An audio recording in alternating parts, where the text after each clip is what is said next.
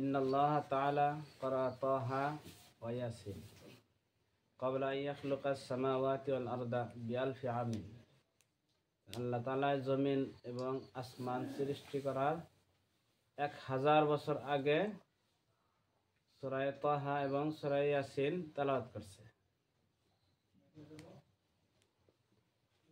ফালাম্মা সামিআতিল মালায়েকাতুল কুরআন ক্বালাত তুবা লিউম্মাতিন ইউনজালু হাযা আলাইহা।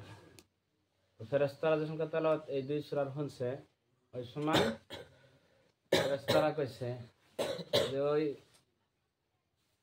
উম্মত বহুত খুশ নসিব যে উম্মতের উপরে এই দুইটা সূরা কি করাবো, নাজিল করাইব, বহুত ভাগ্যবান।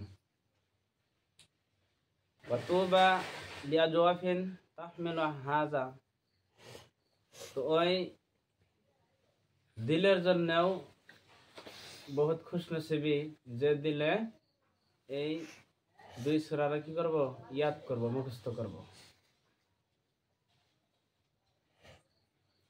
ওয়া তুবা লিআলসিনাতিন তাতাকাল্লামু বিহাযা, আর ওই জবানের জন্য খুশনসিবি, ওই জিহ্বার জন্য, ওই মুখের জন্য খুশনসিবি যে মুখে, যে জবানে, যে জিহ্বায় কি করব, এই দুইটা সূরা পড়ব।